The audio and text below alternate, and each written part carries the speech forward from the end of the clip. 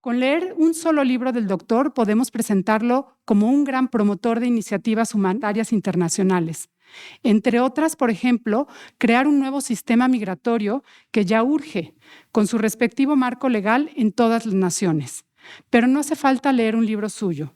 Con leer sus artículos, nos informa que hay que acoger a los refugiados, que suman, según la ACNUR, citada por el propio doctor, 65 millones de personas.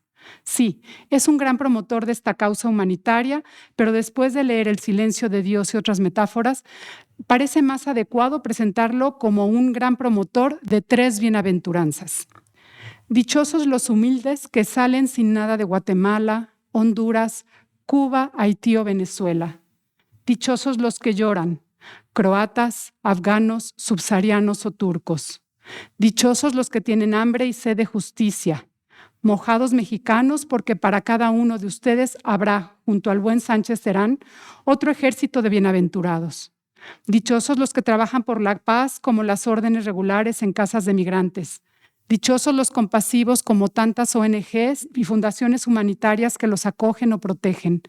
Dichosos los de corazón limpio que sacan un plátano, un vaso de agua o una cobija a los migrantes de sus calles. Y yo agregaría, dichosas y dichosos nosotros que hoy también nos reunimos para escuchar, para compartir y para dialogar, y por el trabajo que cada una y cada uno de ustedes están haciendo. Aunque el trabajo del doctor Sánchez Terán en campos de desplazados es muy doloroso, es también un trabajo que entraña y siembra esperanza.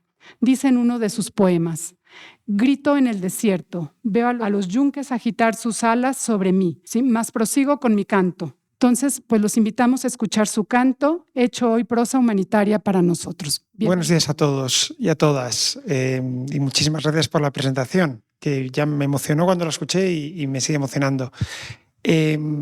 Antes de nada, quiero agradecerles que estén aquí, porque para mí es muy consolador y muy hermoso hablar entre colegas. Estos días he tenido la inmensa fortuna de hablar en universidades, hablar a chicos y a chicas, y es distinta la manera de hablar. Es una labor de concienciación entre las personas que estamos trabajando en el día a día con las personas desplazadas, con las personas migrantes. Creo que la conversación es distinta. Y sí, para mí es muy hermoso encontrarme con ustedes. Proponíamos hacer hoy es abrir el angular, mirar a la realidad del mundo, mirar a los tipos de desplazamiento, mirar a las respuestas que se está dando y pensar por qué estas respuestas muchas veces no son adecuadas y volver a bajar a la realidad nuestra del día a día del terreno para ver cómo podemos mejorarla, cómo se puede mejorar. El otro día tuve la inmensa fortuna de conocer su museo de antropología. Me quedé totalmente impactado. Yo no podía imaginar lo hermoso que es. Es una cosa extraordinaria. A mí me gusta mucho la antropología, la arqueología. Y cuando estaba paseando por esas salas, miras hacia atrás y piensas en la maravilla del ser humano que es capaz de crear esas bellezas, ¿verdad? Y si se paran a pensarlo, reflexionando el otro día, quería empezar por este punto de partida. Si nos preguntáramos cuál ha sido la mayor epopeya, cuál ha sido la mayor hazaña que ha logrado el ser humano, el Homo sapiens, en sus 200.000 años de historia, 300.000 años de historia, yo creo que lo más probable sería responder la población del planeta Tierra, ¿verdad? Yo creo que no hay nada comparable al hecho de pensar que unos pocos seres humanos hace 100.000 años estaban en un lugar del Cuerno de África, era una muy pequeña comunidad, y de allí partieron y milenio tras milenio fueron ocupando la práctica totalidad de la tierra emergida. Es impresionante pensarlo, ¿verdad? Esa tarea de generaciones ocupando espacios, adaptándose a espacios, aprendiendo a vivir en diferentes espacios. Y si me hacen el favor antes de empezar, bien, yo quería que pensáramos todos en esa comunidad que, de acuerdo con los antropólogos, fue una comunidad muy pequeña de personas que probablemente en torno a hace 100.000 años decidieron abandonar su lugar de origen en el Cuerno de África, en la zona de Etiopía, y cruzaron a Oriente Medio y de allí iniciaron la ocupación, la población del continente, del planeta entero. Hay algunos antropólogos que dicen que la cifra de personas que salieron en esa primera migración pudieron ser tan pocos como 100, 200 personas. De esas 100 y 200 personas que echaron a caminar, por eso estamos hoy en México, en España, en Japón, en las islas del Pacífico. Es impresionante.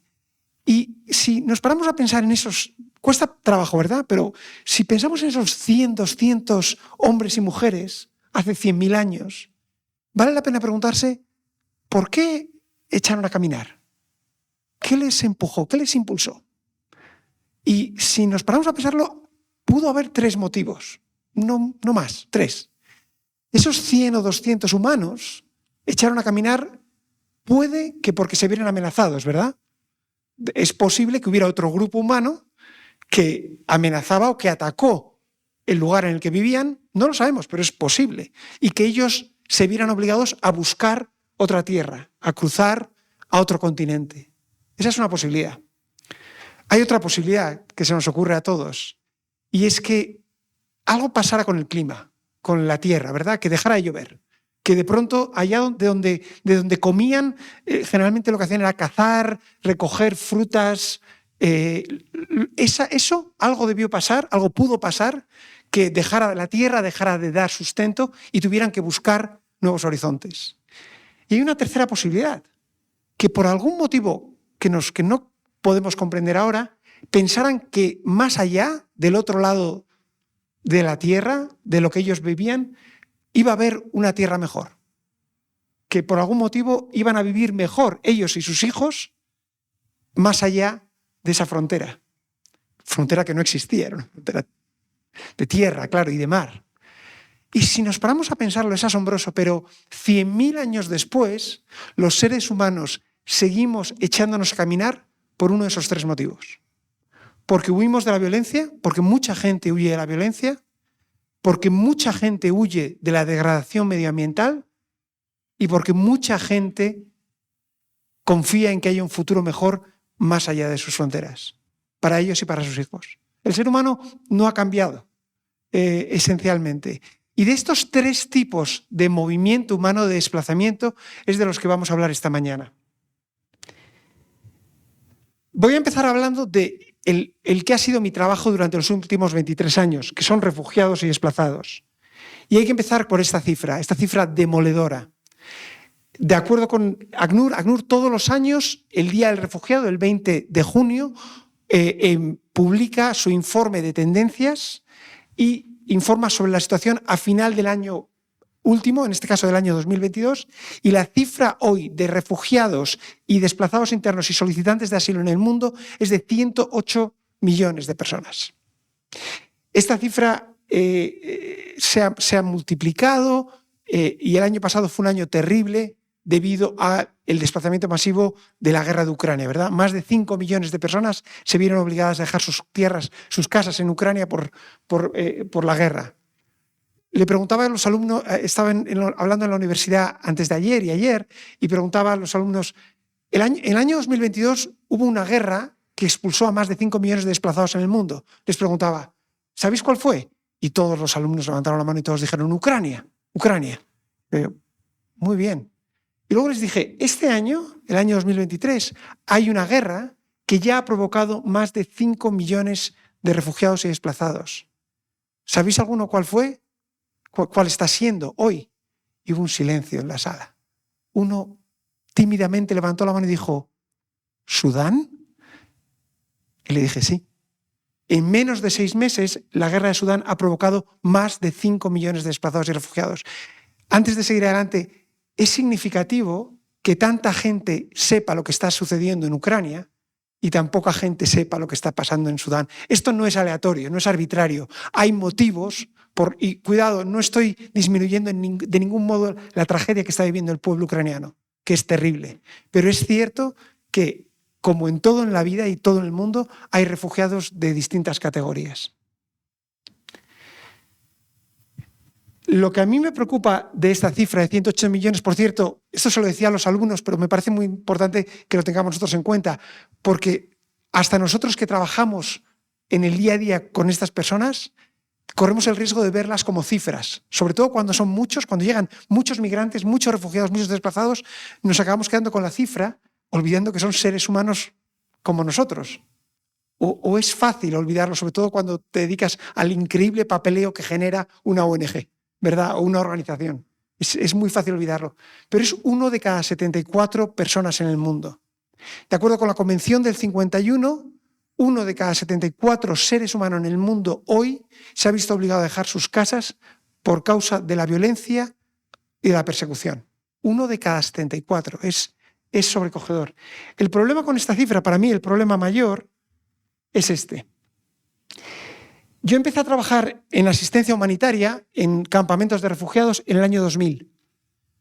Para entonces la cifra de refugiados y desplazados en el mundo era bastante estable y estaba en torno a 40 millones. El problema es que si se fijan en la gráfica, a partir del año 2011, coincidiendo con el inicio de las primaveras árabes, y desde entonces esa cifra se ha más que duplicado. Hemos pasado de 40 millones a 108 millones. Y como lo comentaba con José Luis, con Guido, con lo que a mí me quita el sueño, de verdad, y esto es real, es cuando prolongas esa gráfica en el tiempo. Si nos paramos a pensar, ¿qué va a pasar dentro de 10 años? Esa gráfica de la derecha, vamos a estar hablando de 220 millones de refugiados y desplazados en el mundo. ¿Es eso manejable para qué organización? ¿Con qué presupuesto? Y sobre todo, ¿a qué coste humano? Este camino, ¿cómo lo torcemos? ¿Cómo lo cambiamos? Yo el motivo por el que cuando me invitan a hablar es para compartir esta preocupación. Bueno, preocupación es una palabra pequeña, esta angustia. ¿Cómo paramos esa cifra de crecer? Porque ahí tienen los refugiados que tienen estatuto de refugiados, los demandantes de asilo, los desplazados internos que ni siquiera tienen los derechos que otorga la Convención del Refugiado del año 51, los refugiados palestinos, que ya conocemos todos su situación, y ahí están las comunidades venezolanas, de desplazados venezolanos. Es interesante el caso venezolano, porque los venezolanos se encuentran, no son reconocidos por la Convención del 51, pero tras una lucha política tremenda en Nueva York, finalmente, y en Ginebra, el ACNUR los ha reconocido como personas de interés o personas de preocupación para el ACNUR, porque es una situación pareja a la de los refugiados, sin que tengan derecho a obtener esa categoría. Muchos son solicitantes de asilo, pero no se les concede de forma inmediata o automática el estatuto de refugiado. Por cierto, aquello fue una auténtica lucha política, porque había países que querían reconocer a los venezolanos como refugiados y otros países que no. Claro, si tú reconoces a los venezolanos como refugiados, dentro de la Convención del 51, estás reconociendo que hay una persecución estatal hacia estas personas. Y eso implica una lucha, un debate político, geopolítico enorme. Entonces, finalmente el ACNUR los ha reconocido como tales. Para que se hagan una idea de estos 108 millones de personas, un 40% son niños y niñas. Y esto te hace cambiar por completo el concepto de lo que es el drama del desplazamiento. Las cifras son distintas para los migrantes, de los que vamos a hablar en un momento, para los refugiados. Pero un 40% de esos familias solicitantes de asilo y refugiados son niños y niñas. ¿Cómo hacemos proyectos para estos niños y niñas? ¿Cómo los integramos en sistemas escolares funcionales? Es realmente complejo. Yo he dedicado la mayor parte de mi trabajo a esto y es realmente difícil, sobre todo en contextos, estábamos hablando antes de la zona de Turkana, en Kenia, lugares donde la vida es muy difícil, la escuela es todavía más difícil. Me gusta poner esta gráfica porque parece que cuando hablamos de trabajo humanitario, no sé si ustedes tienen la sensación, pero es como si el trabajo humanitario y la política fueran dos cosas distintas. Como si los trabajadores humanitarios nos dedicáramos a la asistencia y se nos dijera no se metan en política, que esto es demasiado complicado, no es su tema. Ustedes atiendan a los pobrecitos, pero no hablen de política. Esta gráfica que les pongo tiene que ver con la calidad de democracia en el mundo. Es decir, hay una organización que se llama la Unidad de Inteligencia de El Economist, que es una revista británica, y que lo que hace es establecer una gráfica, una evolución de la democracia en el mundo.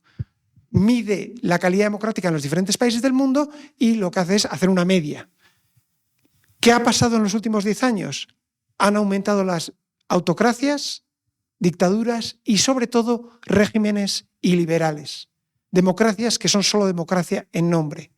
Y si se dan cuenta, esta es la evolución de la media de las democracias en el mundo. De los 193 países se toma la media, 167 en este caso. Ven la gráfica cómo la calidad democrática, la media de calidad democrática en el mundo ha decrecido. Y si se fijan,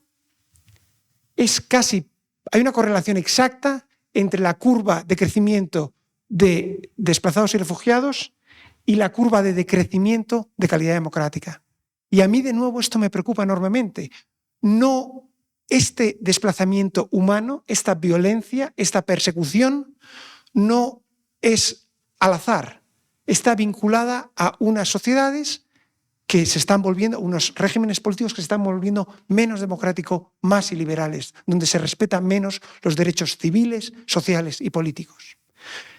Cuando solo pensamos en términos de asistencia, estamos perdiendo de vista algo que es esencial. ¿Qué provoca, qué produce esos desplazamientos?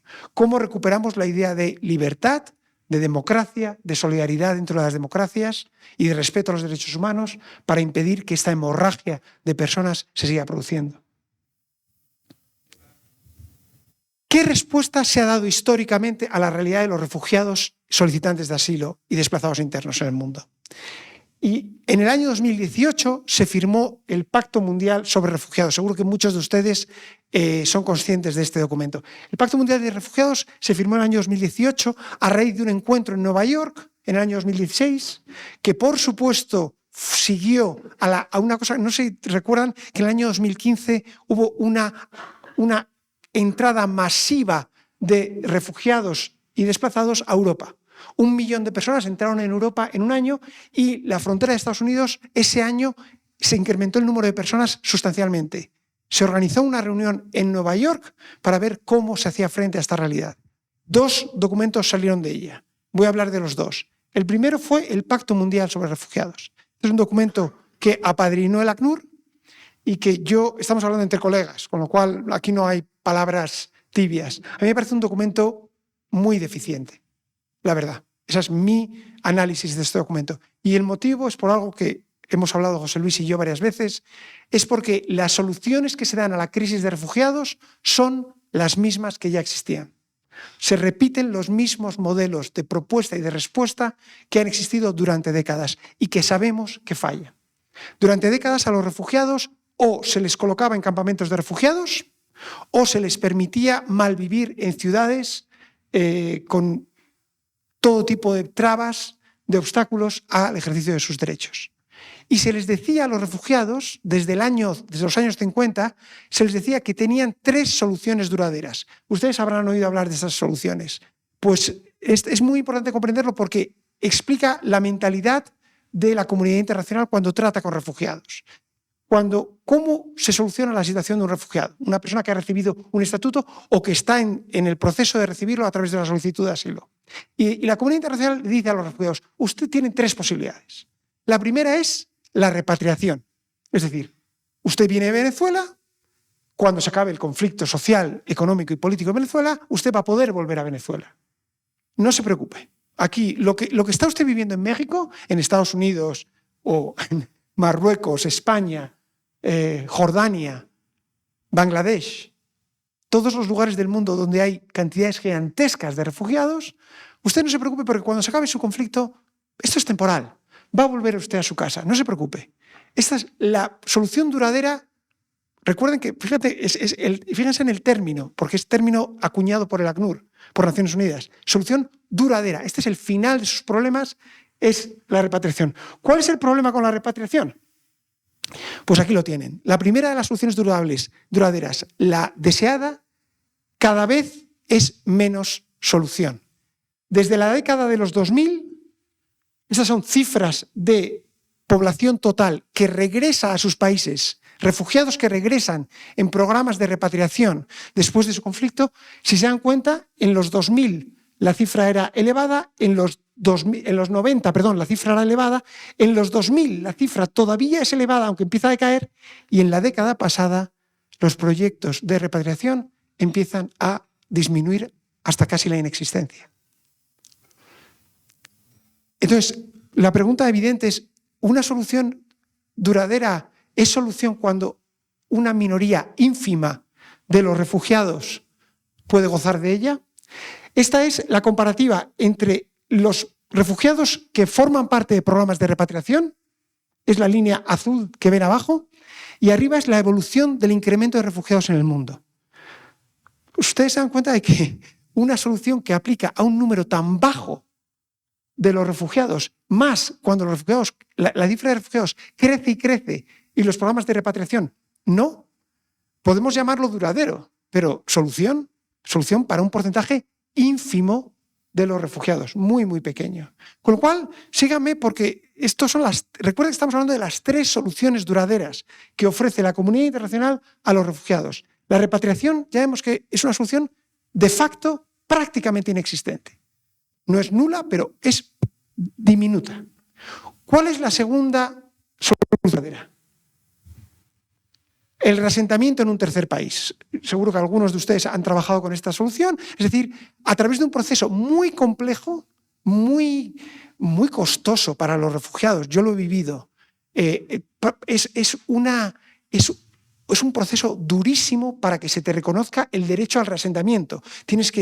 Pasas infinidad de entrevistas y es durísimo que te reconozca el ACNUR como candidato a una plaza de reasentamiento en un tercer país. Hay una serie de países en el mundo que históricamente han acogido refugiados, sobre todo Estados Unidos, Australia, Canadá, Suecia, una serie de países en el mundo. El problema es que aquí tienen la gráfica, la evolución de los refugiados y de los refugiados reasentados.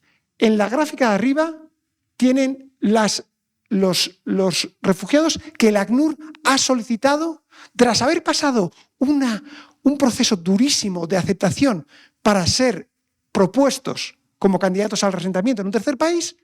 Esos son los que, la línea de arriba son los que el ACNUR propone a la comunidad internacional. Propone, demanda, requiere que la comunidad internacional reasiente. Recuerden que el reasentamiento se produce por causas muy concretas. Es decir, no todo refugiado puede aplicar o puede recibir un reasentamiento. Tiene que tener una situación de protección extrema, de necesidad, para que sea reasentado. ¿Cuál es el problema? Que esta ha sido la evolución de los reasentamientos, las cifras de reasentamientos en el mundo.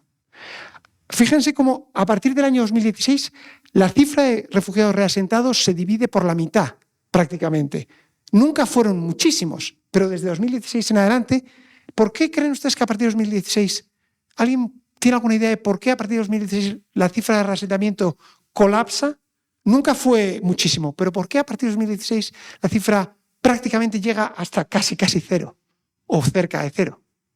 2016, el país que más refugiados ha reasentado históricamente de largo ha sido Estados Unidos de Norteamérica. El año 2016, ¿quién fue elegido presidente de Norteamérica, de Estados Unidos? Donald Trump. Y lo primero que hizo el presidente Trump fue destruir el programa de reasentamiento. Después llegó la pandemia, con lo cual ese programa que ya estaba moribundo quedó muerto del todo. Este año, el año 2022, las cifras se han recuperado un poco, pero nunca, jamás, los programas de reasentamiento en el mundo, la solución duradera, llamamos la comunidad internacional, la solución duradera de reasentamiento, nunca ha ayudado a más de un 1% de los refugiados.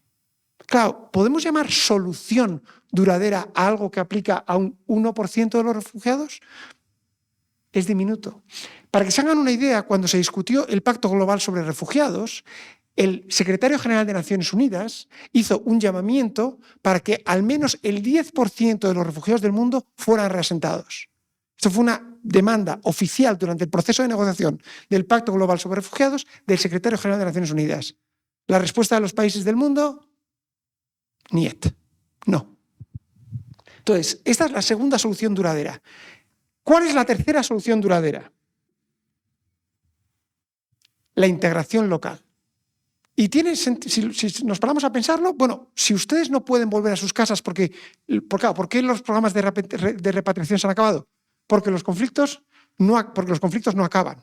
Me está haciendo señales, Guido, de que ya avanzo contigo, voy mal de tiempo y estoy empezando. O sea, esto es terrible. Me parece que me van a tener que echar por la fuerza de aquí. Voy a tratar de ir más rápido. Pero la clave es, los programas de repatriación no funcionan porque los conflictos no acaban. No acaban en África, no acaban en el sudeste asiático, no acaban en Oriente Medio. ¿Y cuándo se van a resolucionar los problemas dictatoriales y de violencia en esta parte del mundo? ¿Cuándo? No sabemos. No pueden volver a sus casas, no tienen acceso a programas de reasentamiento. ¿Cuál es la tercera opción? Que se queden en los países de acogida, ¿verdad? Esa es una solución. Los programas, para que se hagan una idea, los programas de integración local históricamente ha sido de las 3 soluciones duraderas la menos empleada de todas. ¿Por qué? Porque ningún país quiere integrar a cientos de miles de refugiados. Ninguno. Esto es lo único que tienen en común todos los países de la Tierra, los 193, es que nadie quiere integrar a refugiados. ¿Cuál es la realidad a día de hoy? Para la comunidad internacional, como se dan cuenta de que no hay repatriación, la repatriación es escasa, y los programas de reasentamiento no son políticamente viables, lo que está intentando, sobre todo los países del norte, es fomentar la integración local. Es decir, decirle a los países del sur, quédense con los refugiados. Les vamos a apoyar económicamente, pero este es el trato, es a través de un sistema que se llama el Marco Integral de Protección de Refugiados, que aquí en la zona latinoamericana del Caribe se llama el MIRPS, el famoso MIRPS, seguro que todos han oído hablar o trabajan con el MIRPS, el Marco Integral Regional para la Protección y Soluciones. La idea, en el fondo, del Pacto Global sobre Refugiados es que los refugiados se queden allá, que no lleguen nunca a países del norte. Y a raíz de esto se firmaron acuerdos con esta serie de países que ustedes ven, en los cuales se fomenta que estos países modifiquen sus leyes, mejoren su acogida para dar acogida a esos refugiados. Yo tengo un problema con este proyecto, con el marco integral de respuesta. Tengo un problema y tengo una admiración. Lo primero es ayuda a muchos refugiados. Para muchos refugiados esta es la manera de integrarse laboralmente o educacionalmente en los países de acogida. El problema que tengo es que yo que seguí este proceso de negociación, el motivo por el que el marco integral de protección de refugiados se aprueba es uno y solo uno: la voluntad férrea de los países de Europa y Estados Unidos, Australia y Japón de que los refugiados no lleguen a sus fronteras. Entonces, cuando tenemos 3 soluciones duraderas y 2 no funcionan, nos fijamos en la tercera, que es la integración local. Entonces, los países del norte están dando dinero para que los países del sur se queden con esos refugiados. Cuidado, esto está ayudando a muchos refugiados, lo sabemos. Hay muchos refugiados que de verdad tienen acceso a universidades, a escuelas y a puestos de trabajo gracias a eso. Pero el motivo, lo que subyace detrás de esto es clarísimo: el que no avancen hacia los países del norte.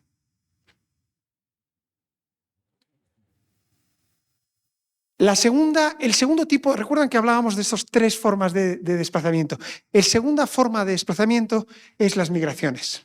Por cierto, no les tengo que decir que estas divisiones que estamos estableciendo no son reales en la vida de las personas. Las personas no tienen un motivo para dejar sus tierras. Es la comunidad internacional y en muchos casos las leyes los que delimitan estos compartimentos: refugiados, migraciones. La realidad es que nadie sabe cuántos migrantes hay en el mundo, por motivos obvios. Una buena parte de los migrantes del mundo son irregulares. La cifra que maneja la Organización Internacional de Migraciones, para que se hagan una idea, es en torno a 281 millones. Esa es la cifra estimada, que es en torno a un 4%, casi un 4% de la población mundial estaría en alguna fase del proceso migratorio. Es una cantidad gigantesca de seres humanos. O sea, vivimos en un mundo en camino, en un mundo peregrino realmente. Me gusta poner este ejemplo porque lo tenemos muy cercano y porque es particularmente dramático. Entre enero y agosto de este año, 230.000 personas, hombres, mujeres, niños, niñas y ancianos y ancianas, han sido registrados en la frontera entre Colombia y Panamá, sobre todo en la zona de Necoclí. Este es el Paso del Darién, es uno de los lugares más peligrosos del mundo. Selva cerrada, enfermedades, grupos militares. Es terrorífico tener que pasar por allí. Esta cifra se ha multiplicado prácticamente por 2 desde la cifra del año pasado total a la de este año. Unos 40.000 de estos 230.000 son menores de edad. Claro, la pregunta inmediata es ¿qué va a ser de estos chicos y chicas? ¿Qué modelo educativo existe para ellos? ¿Qué esperanza educativa existe para ellos y para ellas? Les decía, porque vale la pena decirlo, cuáles son las 5 principales nacionalidades que en lo que va de año han pasado por este Paso del Darién. Recuerden que son las registradas. Hay una cantidad importante de gente que no se registra. Las nacionalidades principales son, por supuesto, todos adivinaríamos, venezolanos, claro. La segunda nacionalidad, ecuatorianos. Si han seguido las noticias, Ecuador está en mitad de una profundísima crisis social y económica y de violencia. Un país que era muy estable hace solo 5 años está ahora mismo en mitad de un proceso complejísimo electoral, social y de violencia. La tercera población por número es China. Esto es una enorme sorpresa. Y el análisis es que se debe al durísimo confinamiento que vivió el pueblo chino durante la pandemia, que fue más largo que en cualquier otro lado, y mucha gente salió del país para poder vivir fuera de China. La cuarta nacionalidad, tampoco hay sorpresa, Haití. Para mí la sorpresa no es que los haitianos salgan de Haití, que ya conocemos toda la situación, es los haitianos quieren llegar a Estados Unidos, ¿verdad? Todos conocemos la geografía del Caribe. Para ir a Estados Unidos se van a Colombia. Es una locura. O sea, imagínense el drama vital, físico y emocional que debe ser para llegar a Estados Unidos tener que pasar por Colombia. Y la quinta nacionalidad, Afganistán. Es impresionante, ¿verdad? O sea, si llegar de Haití a Colombia debe ser complejo, ¿cómo se llega de Afganistán a Colombia? Es auténticamente asombroso. Es increíble como el mundo ya no podemos pensar en términos locales. El mundo está en todas partes. Para hacer frente al problema de la migración se firmó en diciembre de 2018, al mismo momento en que se aprueba el Pacto Global sobre Refugiados, se aprueba el Pacto Mundial sobre Migraciones, para la migración segura y ordenada. A diferencia del Pacto Global sobre Refugiados, que a mí me parece un documento insuficiente, pobre de ideas, esa es mi interpretación, el Pacto Mundial para la Migración me parece un documento revolucionario. Si no lo han leído, les invito a hacerlo, porque es de verdad una lista de propuestas que transforman, que pueden transformar y que deben transformar la asistencia a las personas migrantes. Este pacto, a diferencia del Pacto Global sobre Refugiados, que volvía sobre las 3 viejas ideas ya comprobadas inhábiles, el Pacto Mundial sobre Migraciones tiene 23 compromisos y son muy concretos, realmente son extraordinariamente concretos. Por ejemplo, temas de identidad jurídica y documentación, cómo el derecho de los migrantes a obtener documentación. Por ejemplo, la contratación y trabajo decente. Por ejemplo, eliminar las discriminaciones. Esto es una lista extraordinaria que podría y debería transformar la respuesta a la migración. A diferencia del Pacto Global sobre Refugiados, que era poco controvertido, la firma del Pacto Mundial sobre Migraciones creó una enorme controversia, precisamente porque tiene una fuerza revolucionaria. Realmente puede cambiar y obligar a los Estados a tratar infinitamente mejor a los migrantes. Tuvo tantas consecuencias que hubo diferentes parlamentos del mundo que se negaron a firmarlo. Para que vean cómo fue de controvertido, el presidente de Bélgica tuvo que dimitir porque su parlamento votó en contra del Pacto Mundial sobre Migraciones. Es decir, cuando mueves el sistema reacciona. El sistema político reacciona. Y de verdad, este documento, si se implementara, sería transformador de la respuesta a migraciones. ¿Cuál es el problema? Recuerden, fue aprobado en diciembre de 2018. Un año después, año y poco después, llegó la pandemia. Estamos saliendo ahora de ellas. Todo el retraso en implementar este pacto te lo justifican los políticos. Y luego, una cosa muy distinta es qué está reconocido dentro de los pactos que se firman y qué de facto se implementa. Me gusta poner este ejemplo porque me parece muy significativo. La Universidad de Cornell en Estados Unidos ha creado un grupo de incidencia llamado la Iniciativa de Derechos de Migrantes, en los cuales han estudiado dos aspectos de la política migratoria en el mundo. Han tomado los 36 países que más migrantes reciben es mala palabra, reciben, y lo que han hecho ha sido estudiar dos cosas. La primera es, dentro de la legislación nacional de estos países, ¿están cubiertos y reconocidos los derechos de los migrantes, derechos humanos de los migrantes, sí o no? ¿Y en qué porcentaje? Y la segunda cosa que han investigado es, ¿estos derechos recogidos dentro de la legislación nacional se implementan, sí o no? Porque todos sabemos que es muy distinto lo que está escrito dentro de la legislación y lo que de hecho se puede implementar. Y es muy interesante el resultado de este informe, es muy, muy reciente. Esto es del mes pasado. Hay buenas y malas noticias para México, ya se lo adelanto. La buena noticia, aquí son los derechos cubiertos por la legislación nacional, los derechos reconocidos por la legislación nacional de todos estos países. Los países que más cubren, que más reconocen estos derechos, los tienen en la lista de arriba, los que menos reconocen porcentualmente, los tienen en la lista de abajo. Como ustedes pueden ver, México es el octavo país del mundo,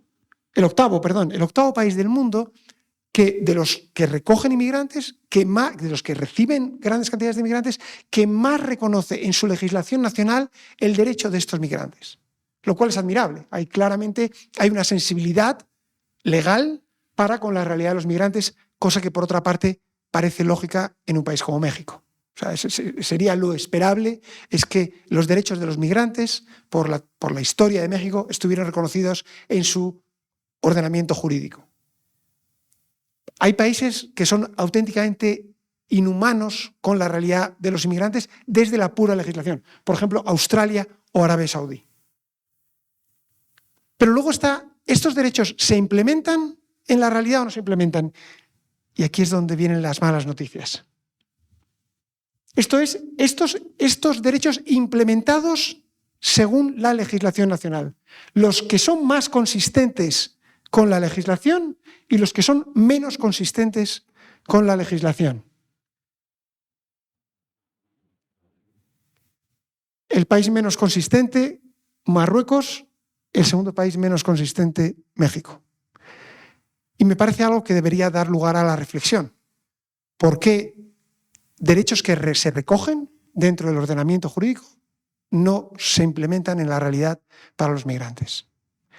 Y es una pregunta que yo creo que deberíamos hacernos todas las organizaciones que trabajamos y preguntar al Estado ¿por qué? ¿Por qué?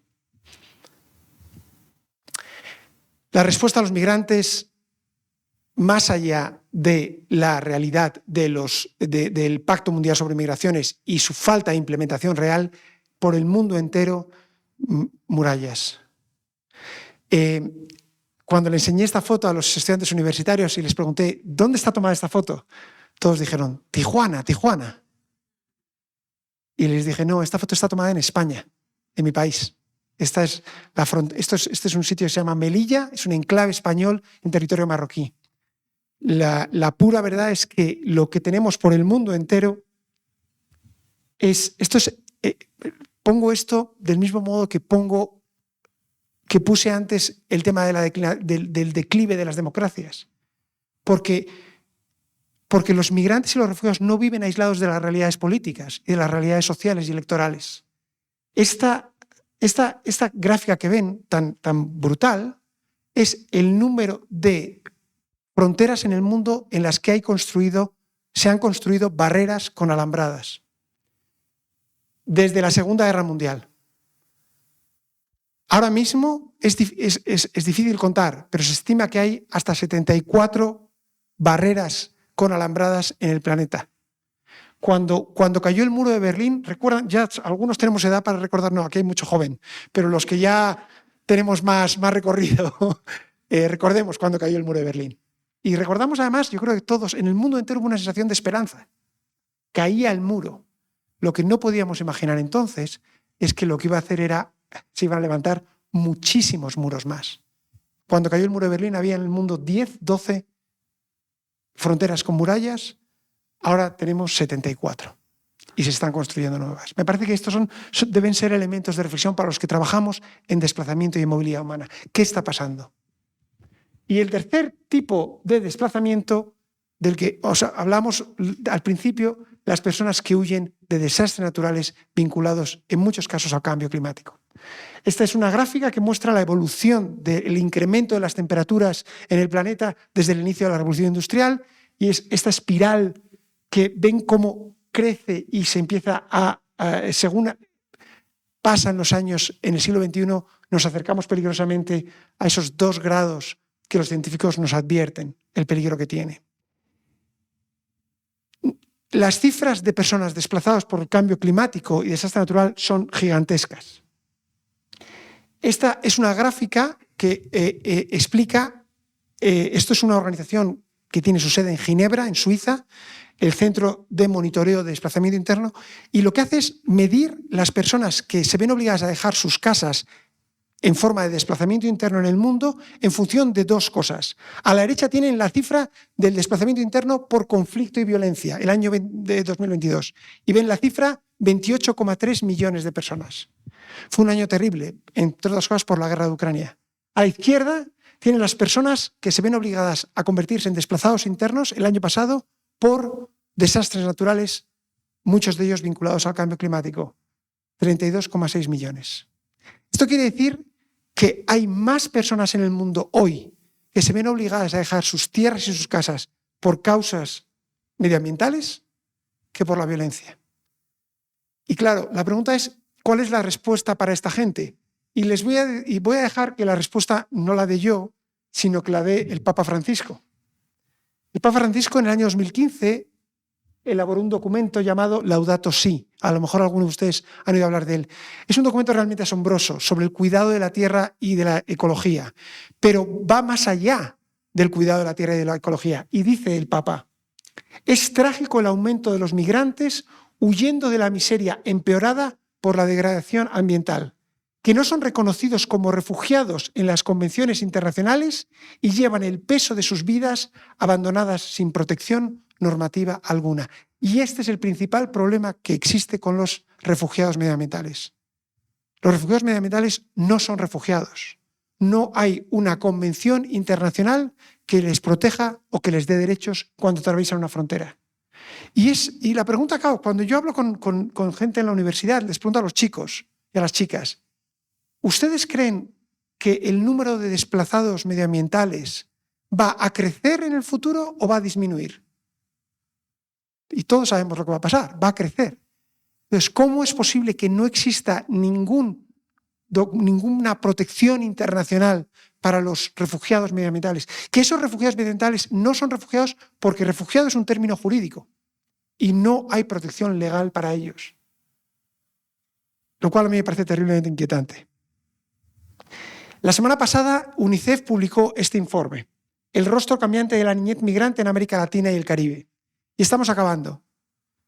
Este informe da las cifras absolutamente demoledoras del desplazamiento humano en esta parte del mundo en los últimos 2 años. Y estamos hablando de millones de desplazados. No de cientos de miles, de millones de desplazados. Y, por supuesto, la niñez es la principal víctima de estos desplazamientos.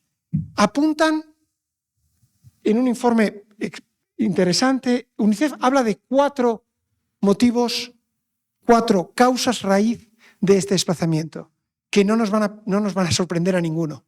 La primera, violencia. La segunda, la falta de acceso a servicios básicos.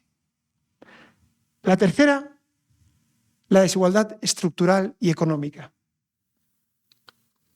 Y la cuarta, el cambio climático, los desastres naturales y la degradación medioambiental. Y si miramos esas 4 causas y recordamos a esos 100 o 200 hombres y mujeres que abandonaron Etiopía hace 100.000 años, salvo los servicios básicos que no existían, las demás causas siguen ahí. La violencia, la degradación medioambiental o la pobreza, la falta de oportunidades. Seguimos exactamente con los mismos retos para la humanidad 100.000 años después. Yo creo que sería el momento de hacerles frente realmente. Si me permiten, voy a acabar con una reflexión y pasamos a conversar. Cuando tuve la fortuna de conocer a José Luis Loera, hablábamos sobre esta realidad. Y es una realidad, sobre todo para los que trabajamos en terreno, es una realidad durísima. Yo creo que entendemos la extensión del sufrimiento humano cuando tratamos con migrantes, con desplazados, con refugiados. Y es muy inquietante el mundo en el que vivimos. Les he puesto ejemplos de la realidad de la democracia en el mundo, de la realidad de las fronteras en el mundo, pero comentábamos que también hay luces. Hay luces muy, muy grandes y quiero compartirlos, por lo menos mi visión. Porque claro, después de escuchar todo esto, casi te dan ganas de ir a beber tequila hasta la noche y después, mañana también. Pero hay para mí 3 elementos que quiero compartir que para mí son motivos de esperanza muy fuertes. El primero es que contra este mundo de fronteras, la comunicación que existe por todas partes provoca necesariamente un mundo más abierto. Cuanto más fronteras levantan los gobiernos del mundo, más comunicación tenemos unos con otros. ¿Por qué llegan refugiados afganos a Colombia? Porque es un mundo abierto, cada vez más abierto. El transporte es más posible, las comunicaciones son más reales, sabemos lo que sucede. Los chicos mexicanos ya no tienen que hacer gran esfuerzo para saber lo que pasa en Ucrania. Y los chicos de Afganistán, mi mujer es iraní, es de Irán. En Irán saben perfectamente, conocen la música de Taylor Swift, mejor que yo, mucho mejor que yo. Yo no la conozco, de hecho. Pero este es un mundo más abierto. Le pese a quien le pese y les disgusta a quien le disguste, contra toda esa cerrazón, contra todas esas fronteras y barreras, las sociedades del mundo se están haciendo más abiertas, escuchan más lo que sucede en otros lugares. Hay un segundo elemento que para mí es, además de este mundo abierto, hay un segundo que es todavía más esperanzador para mí, y es cuando me pongo a hablar con la gente joven. Yo creo que las personas de la generación siguiente a la mía entienden la diversidad de una forma muy diferente a cómo la entendía mi generación, y ya no les digo de la generación de mis padres. Hay un montón de cosas que en mi generación plantean problemas, y planteaban muchísimos problemas en la generación de mis padres, comunidades LGTBI, derechos de la mujer, eran temas que todavía se discutían o causaban desconcierto, enfado. Mi sensación es que la generación de mis sobrinos y de mis sobrinas estos problemas no los viven. Ya entienden perfectamente la diversidad, conviven con ella, la aceptan. Y ya no es solo una diversidad sexual, es una diversidad racial, es una diversidad de nacionalidades, es una diversidad de religiones. O sea, creo que para mí ese futuro es un futuro muy esperanzador, porque ese mundo diverso, que para nosotros, o para gente de mi edad, para mucha gente de mi edad es un conflicto, para esa generación ya no lo es. El problema es que la gente de mi edad y mayores somos todos votantes y todavía votamos a gobiernos para los que la diversidad es un problema. Mi esperanza es que para gente más joven ese problema es muy distinto. Ya no existe, o desde luego no existe en la medida en la que existía para otras generaciones. Mundo abierto, mundo diverso. Y hay una tercera motiva de esperanza. Cuando yo empecé a trabajar en asistencia humanitaria, apenas se hablaba del cambio climático. Se empezaba a hablar del cambio climático, pero recordarán, los que tengan más edad recordarán que había mucha gente que lo negaba. Había mucho escéptico. Había campañas de, bueno, esto del cambio climático son cosas de comunistas peligrosos y hippies desinformados. A día de hoy ya nadie duda de la existencia de lo que está pasando. Ya lo vemos, lo tenemos delante de nuestros rostros. Mi sensación es que lo que está pasando, los desafíos a los que nos estamos enfrentando, son tan claros que ya no hay forma de ignorarlos.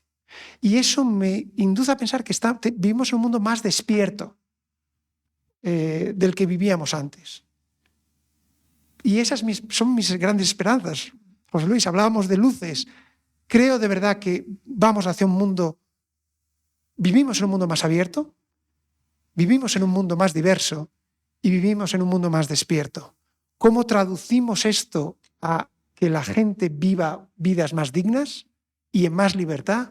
Ese es el gran desafío. Y les voy a dejar con 3 preguntas. Y no sé cómo prefieren que empecemos o que conversemos, pero yo las dejo ahí porque son las 3 preguntas que yo me hago y yo camino para que me den mejores soluciones que las que yo tengo, que claramente son insuficientes. Y esta exhortación nos obliga a preguntarnos cómo avanzar y cómo cambiar. O sea, creo que esa es la pregunta. ¿Cómo hacemos? ¿Cómo hacemos? Y comparto con ustedes 3 preocupaciones. Porque desde mi perspectiva, después de haber trabajado años y años en el terreno, se plantean 3 ámbitos de trabajo distintos y complementarios.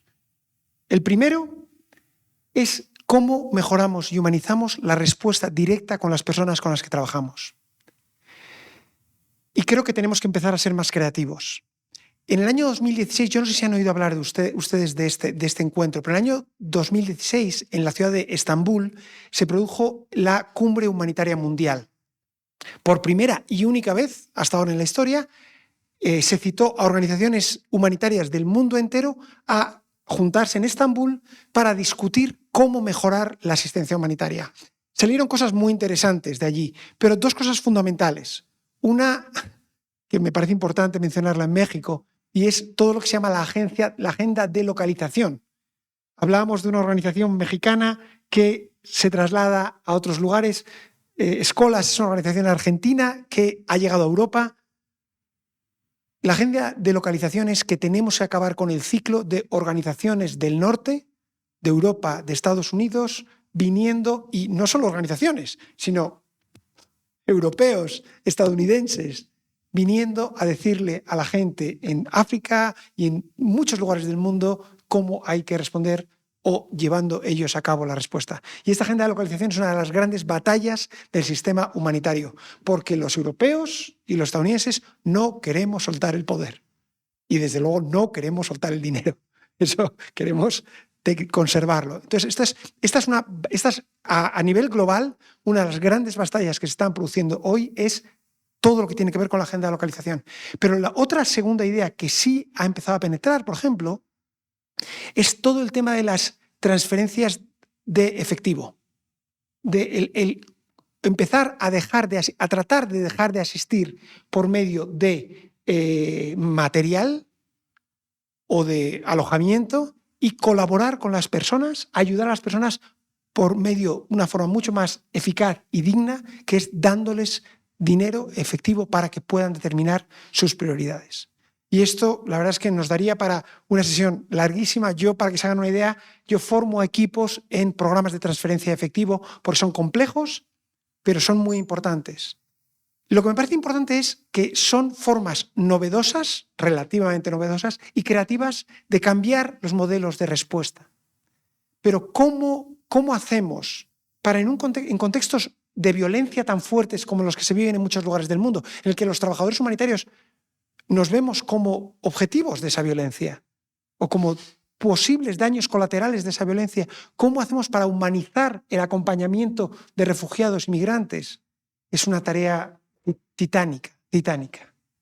Pero creo que todos tenemos la idea de que la verticalidad con la que durante muchas décadas se ha llevado a cabo esta asistencia hay que convertirla en horizontalidad, siendo ese trabajo complejo y a veces arriesgado. ¿Cómo evolucionamos hacia ello? Me parece esencial. El segundo ámbito de trabajo, y para mí yo creo que quizás sea el central, es cómo ayudamos a cambiar la narrativa de la sociedad en torno a migrantes y refugiados. ¿Cómo le hablamos a la sociedad? Porque muchas veces las organizaciones humanitarias, y no sé aquí en México, pero yo les hablo de mi experiencia en Europa, la única vez que la sociedad escucha hablar a las organizaciones humanitarias, a las ONGs, es para pedirles dinero. A la sociedad estamos diciéndoles, dennos dinero para ayudar. Hay señoritas y caballeros en la calle que se te acercan sonrientes para pedirte dinero para una organización o para otra. Hay anuncios en televisión. Hay crisis aquí. Dennos dinero. Pero esa es una forma de interactuar con la sociedad muy, muy limitada. Porque claro, cuando ven un anuncio en televisión, crisis en este lugar. Claro, cuando dejan de ver el anuncio, dicen, ya se acabó la crisis. Crisis en la frontera con Guatemala. El día que ven el anuncio dicen, pero el día siguiente ya. ¿Cómo hacemos para hablar con la sociedad? Porque en muchos lugares del mundo el migrante y el refugiado ha pasado de ser un excluido a ser combatido, a convertirse en un enemigo y en muchos lugares a ser utilizado electoralmente como arma arrojadiza. En muchos lugares. Ustedes tienen cerca a Estados Unidos. Ya ven lo que está pasando allí. El migrante, el refugiado, es un arma electoral. ¿Cómo hablamos con las sociedades para cambiar esa narración? Yo tengo la obsesión de la narración. ¿Qué relato contamos a las sociedades de la migración y del refugio? Fíjense que he empezado hablando esta sesión de aquella comunidad de seres humanos que hace 100.000 años echaron a andar. ¿Cómo le decimos a las sociedades que la naturaleza del ser humano es caminar? Caminar para encontrarse, caminar para cambiar, para mejorar, para buscar. Que esos somos los humanos, la especie que camina. Y esto es esencial porque si no vamos a seguir viendo muros, murallas, alambradas y falta de derechos. Y el tercer elemento, el tercer ámbito de trabajo, quizá el más complejo, es el de las políticas públicas. ¿Cómo cambiamos? ¿Qué cambios en las políticas públicas queremos ver en favor de migrantes y refugiados y cómo lograrlos? ¿Por qué es tan complicado hablar con los políticos, con la administración? En parte porque necesitamos a políticos y administración pública para trabajar. En muchas ocasiones ellos nos dan el dinero, en algunas ocasiones ellos nos dan el dinero, pero sobre todo ellos nos permiten trabajar. ¿Cómo hacemos para trabajar con ellos, pero al mismo tiempo estar enfrente, estar del lado de los refugiados y de los migrantes?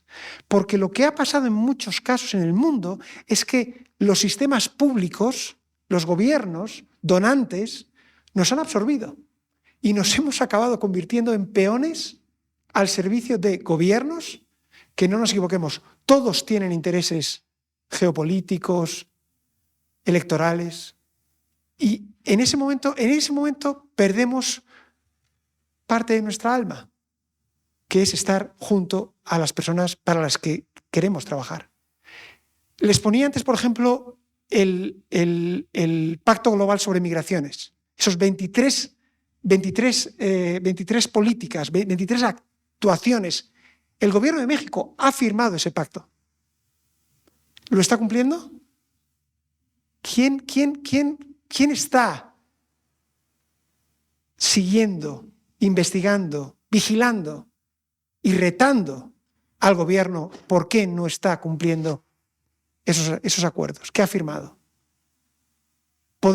¿Debemos hacerlo las organizaciones humanitarias que trabajamos sobre el terreno? ¿Nos pone eso en riesgo? ¿Dónde está ese límite? ¿Cómo podemos interactuar? Y es complejísimo. Ese problema lo tenemos globalmente, porque los gobiernos son necesarios para la respuesta humanitaria. A veces son también, lo voy a decir, el enemigo. A veces son también el enemigo de migrantes y refugiados. ¿Cómo establecemos esa interactuación? Y estas son mis 3 grandes preguntas. Estos son los 3 ámbitos de trabajo que yo creo que tenemos que reflexionar conjuntamente, colectivamente, porque creo que si falla una de estas 3 patas, se cae la mesa. Si tenemos un discurso muy, muy valeroso, pero no estamos cerca de las personas que sufren, que nos necesitan día a día, se cae la mesa. Si estamos cerca de las personas que sufren, pero no hacemos nada para luchar contra las causas de ese sufrimiento, se cae la mesa. ¿Cómo nos enfrentamos a esos tres ámbitos? Es complejísimo, pero para eso estamos. Muchísimas gracias por escucharme, de verdad.